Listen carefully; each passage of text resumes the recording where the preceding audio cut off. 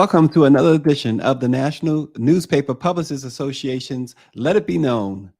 Marcus Coleman, the director of Department of Homeland Security Center for Faith-Based and Neighborhood Partnership and FEMA Voluntary Agency Liaisons, has been in touch with faith-based and community leaders in areas impacted by Hurricane Fiona and Ian, while also maintaining close coordination and communication with faith and community organizations responding to the Jackson water crisis, the coastal storm in Alaska, and recovery efforts in the New Mexico community. Today, he shares experiences and the progress of recovery and rebuild activities that's ongoing. We welcome Marcus Coleman to Let It Be Known. Good morning, Marcus Coleman.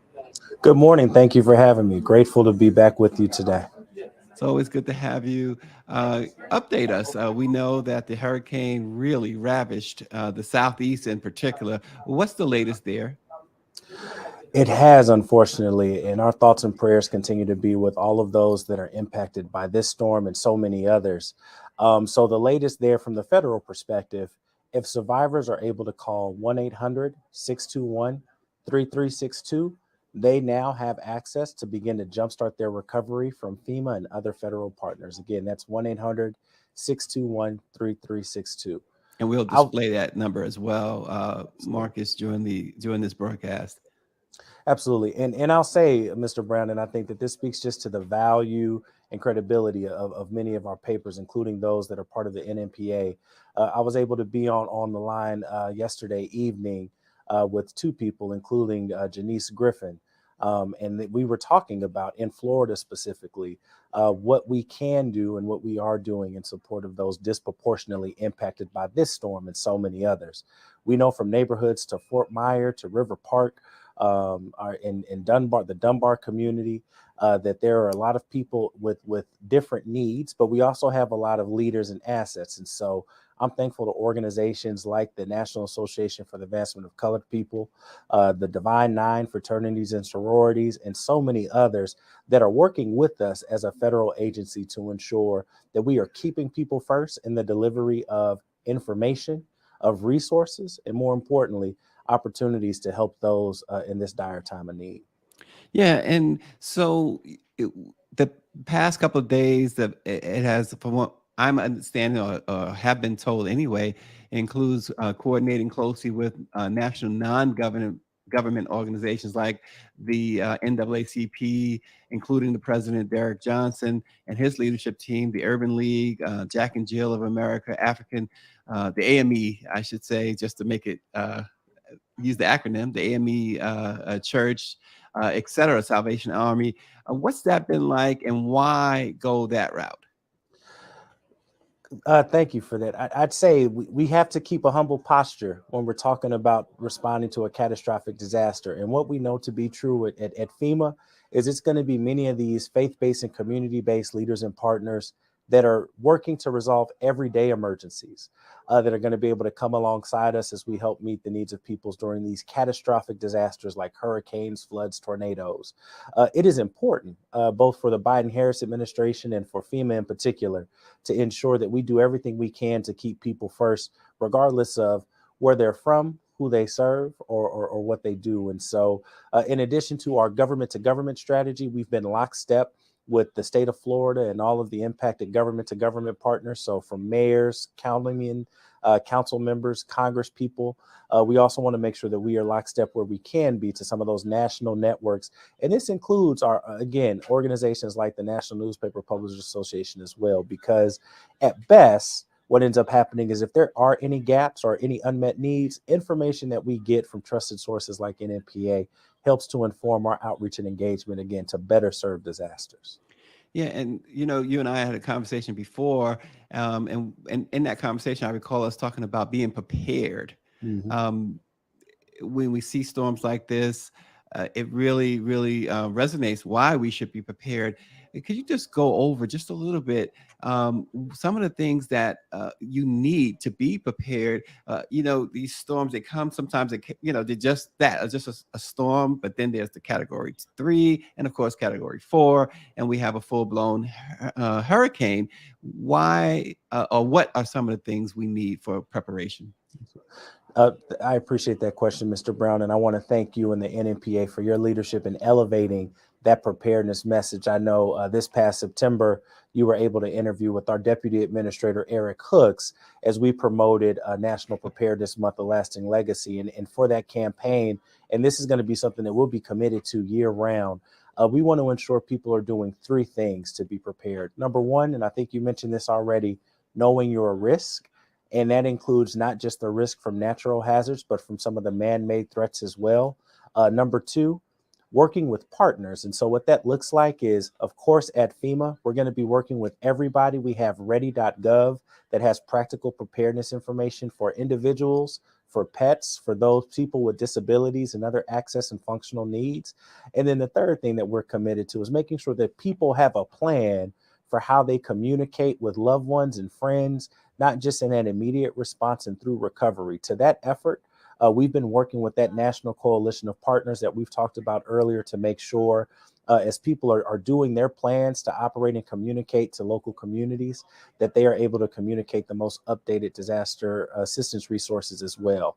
For example, this evening, actually, we'll be joining a call that's being hosted by the president of the National Pan-Hellenic Council for all 9 fraternities and sororities, talking about some of the resources and information available through the Small Business Administration and FEMA. Great. And listen, how valuable, if you do this, I'm just going to ask this off the top of my head, others, there have been other storms, other major storms. Katrina comes to mind, of course.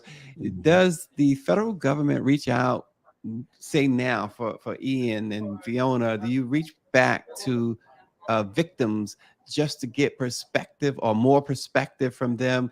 And perhaps, because a lot of times you learn from the past, you learn from experiences that have happened. Do you reach back at all to those individuals just to get an understanding? Perhaps they could and connect them with more recent victims. We do. Every survivor has a story, and every story is helpful to inform our strategy.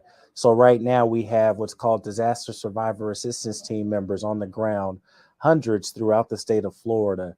And as they are meeting with survivors and getting feedback and observing what's happening in communities, that information is put into a feedback loop that is informing our strategies so we get better day by day. Year round, a big commitment of ours is we want to be able to listen with the intent to act long before incidents like this happen. And so, for example, we'll be with John Hope Bryant for Operation Hope and his team at the Hope Global Forum in December, specifically to talk about how we can continue to strategize on our longstanding joint commitment to ensure that people are also prepared from a financial perspective as well.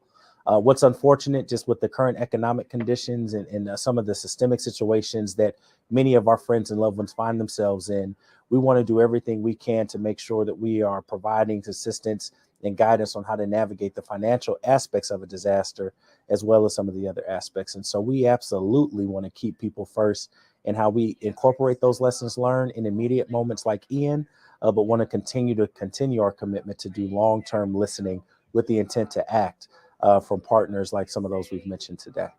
Yeah, we're talking with Marcus Coleman, the director of the Department of Homeland Security Center for Faith-Based and Neighborhood Partnerships, and of course, FEMA, voluntary action or voluntary agency liaisons between you guys have been in touch with faith-based and community leaders in areas impacted by the hurricanes. What's some of the current strategies right now, Marcus? So there's 3 strategies that we're focused on from the center and at FEMA. I'd say strategy number 1 is ensuring that we are empowering the local leaders that are leading. And so what that means for us is we've been in contact with several people that have let us know at the local level, they're not going to be able to be on a webinar for an hour. They aren't going to be able to stand on the phone, but they can text and they can send information through their networks via WhatsApp or GroupMe. And so we actually were able to develop a text messaging toolkit to ensure that those trusted partners and trusted messengers are able to get information out to friends and loved ones on how to register, how to address common issues that may come up during the disaster assistance process. Strategy number 2, and this is again with our national coalition, it is important to us that we continue to keep our national leaders informed on what resources are available and talk with them through how we ensure as many people as possible are able to get through the many processes they have to go through as possible. I'd say strategy 3, and unfortunately this happens every disaster as well, is we are focusing on making sure people are aware of fraud and people are aware of those things that of people who may want to take advantage of disaster survivors. And so we've been in conversation with the AARP of Florida and making sure that we're amplifying that information, particularly for our older Americans and elders who are still leading, still serving, still learning, but unfortunately end up disproportionately victims of different forms of fraud and things like that. Yeah, and if you don't mind, Marcus, perhaps highlight one, maybe two examples of that type of fraud, because we know, as you brought out here, it's going to happen. It has happened, unfortunately. Absolutely. So one type of fraud. So, we do have people from FEMA on the ground. We are badged. We're credentialed. We have a certain type of uniform. We want to make sure people know what that looks like. And if they have any questions, we as a federal government agency are responsible for responding to questions within our jurisdiction. I'd say the second type of fraud, unfortunately, is contractor fraud, as people are trying to rebuild their homes, recoup damages, things like that. There's going to be folks that swoop in, unfortunately, and they'll make a lot of promises. And if it sounds too good to be true, as my mama says, it probably is. It And probably is. so, yeah, so those are some of the common things that we are aware of that happen every disaster that we want to continue to amplify and share out to communities. And Marcus, another reason for perhaps you can expand upon or expound upon this of using the based the faith-based community is that emotional side, the spiritual side. Apparently, FEMA believes that that's important. Absolutely. We recognize that every survivor and every person has been traumatized or re-traumatized from this storm. In addition to the emotional and spiritual care provided by our pastors, our imams, our rabbis, and our chaplains, we also have the other medical professionals as well. One of the key partners for us is the All Healers Mental Health Alliance. This is a coalition and the convening table for the Black sociologists, the Black psychiatrists, the Black psychologists, the Black social workers. Dr. Anel Prim is the convener of that roundtable, and we are in coordination with her, in addition to many of the pastors and faith leaders that are going to be providing emotional and spiritual care. And they are working together to address some of the immediate and longer term mental health and emotional health needs, because we know that there's definitely going to be some immediate needs today. But unfortunately, with all forms of trauma, it can take a different shape for different people over the weeks, months, and years to come. Yeah, you hit the nail on the head. How important is the mental health aspect of all of this? I mean, we are coming out of, or still, well, the president declared that the pandemic is over. So let's take the president's word for it there. So we're coming out of a pandemic, which we know exacerbated mental health issues throughout, particularly in the African American community. We know that. But then on top of that, now you're hit with this major storm. That has to be one of the things that you guys, and I'm glad to hear you say that too, that you guys have been focusing on, because we talk a lot about mental health on this program, and it counts as so important. I'm going to transition a bit and ask you about your transitional shelter assistance. Can you talk about that, please?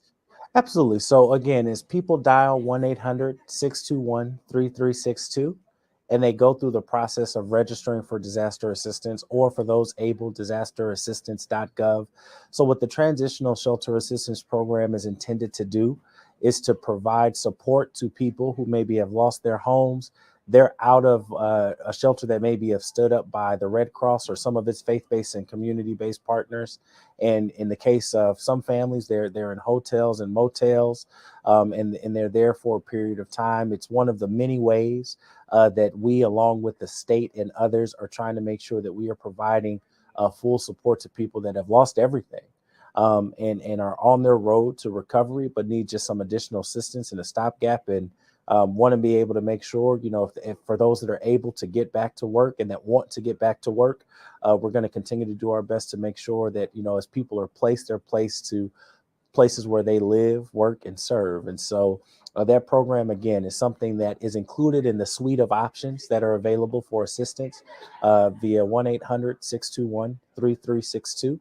And we are so proud to have recently announced that program. I believe the announcement was made today that program Nice. is now available in the affected counties. And you mentioned earlier, we talked about this, the different organizations that you've pulled in, have brought together in this effort. You also have to vet the organizations too, right? We do it, and one of the things that we know is that we want to go to those trusted, long-standing organizations. I think, when we talk about some of the organizations that have long-standing presence and legacy, so the fraternities and sororities, again, many of the local papers that have been in place for many decades, we want to keep the ground truth there. But in addition, it is very important to us that as people are thinking about where to donate, or where to volunteer, that they are volunteering and donating responsibly. What I've told my friends and family is, if you every year give to the Humane Society, for example, consider giving to the Humane Society in the affected area. If every year you're paying dues to your fraternity or sorority, see if your fraternity or sorority has a disaster relief fund. We know that people want to make sure that every dollar that they donate, every hour that they donate, is well spent. And so kind of my first course of action for me is, where are the places and spaces that I'm giving already? There are some other outside organizations that credential or validate or provide a seal of good housekeeping, if you will. But that is the recommendation that I have for my family and friends. It's just to give to some of those organizations that you normally give to in times of disaster. And Marcus, can you again update us on the folks? How you mentioned the disaster and people being in hotels and other places. Uh, Recovery like this, how long does it take, and what's the steps Yeah. in recovering from this for those who've lost, as you mentioned, gave an example of those who've lost everything. Absolutely. So let's use today as an example. If someone that's listening or someone that hears this, they dial 1-800-621-3362. They go on disasterassistance.gov, or maybe they visit one of our disaster recovery centers. That is going to jumpstart a series of steps from the federal perspective to help people begin to navigate their process to recovery. We recognize that there are some unmet needs that government, regardless if it's local, federal, or state, may not need or may not be able to meet. And so that's the reason why some of these non-government coordination efforts are important. And so we've coordinated already with organizations like Center for Disaster Philanthropy and many of the community foundations and some of those nonprofit groups that we've mentioned. Those organizations complement some of the efforts that we do at FEMA to ensure that we are meeting some of those immediate needs. And they are also assessing some of the near-term, long-term needs, particularly for those people that maybe they were underinsured or unfortunately did not have flood insurance because they were unable to acquire it at the time. And so it's going to be that constant communication, coordination, collaboration, and cooperation between our government entities and our non-government partners that ensures for as many survivors as we can serve and reach. And our intention is to reach all that we can, that we're able to provide wraparound services that aren't just reliant solely on government resources, but also aren't solely dependent on non-government resources as well. Yeah, I understand that they need you to wrap up shortly. So just a couple quick more but important. We talk about the victims, but we also should, I believe, talk about those on the front lines, trying to the first responders and others who are helping. How important it is to keep them encouraged, because it's got to be some discouragement there too when you see all of this disaster. How do you keep them going? My heart also goes out, and some of these folks are part of some of the organizations we mentioned. We have nurses, doctors, lawyers, fire service people, law enforcement folks. They may be experiencing, if not direct trauma, vicarious trauma. And so we know that there are some chaplains and organizations as well We have a number of non-government organizations. I mentioned the All Healers Mental Health Alliance. They serve disaster survivors, and they also serve those that are in some of those professions that are doing work, including our FEMA employees. At FEMA, we are fully committed to making sure that we do everything we can to also provide emotional and mental support to those that are experiencing trauma. But again, I think one of the things that continues to humble me and continues to keep us focused on people first is we know as an agency, no one person, no one agency, no one entity goes through this alone. And so it's going to take a coalition-based approach, as with so many other issues that we have worked to make change for at a systemic level, to make sure that we create the right outcomes for disaster survivors. And finally, Marcus, your well, I'll say FEMA's view, outlook. How do you see things as they unfold, as they continue to unfold down, particularly in the southeast of the United States? Are you optimistic about recovery and restoring folks? And if you are, how long will that take? I maintain hope and good courage because our FEMA strategic plan at the top of the plan talks about becoming the FEMA that the nation needs and deserves, and that's for all people. Through our commitments to instilling equity and emergency management, we're going to continue to strive to be better every day, and our partnerships help with that. Through our strategic plan, we're going to continue to make sure that we focus on climate resilience, which means that people are informed about their risk, and that we are making sure that we take advantage of opportunities to build back from incidents like this better where we can through our mitigation funding. And then, of course, continuing to make sure that we work with our coalition of partners to be a ready FEMA and a ready nation. As you know, with the Biden-Harris commitment, there is a Justice 40 commitment, and there are several federal government programs, including programs from FEMA, that are there to ensure that there's some investment in those communities that have been historically underserved and disproportionately impacted by storms like Hurricane Ian. And so I'm going to keep hope, keep courage, and as some of my leaders say before me, keep the faith and spread the faith as we continue to serve those that are impacted by disasters. Marcus Coleman, we certainly appreciate you, appreciate FEMA and the Department of Homeland Security Center for Faith-Based and Neighborhood Partnerships. Thanks so much, and all the best out there. We really appreciate your work. Thank you, sir. All right. Thanks for joining Let It Be Known.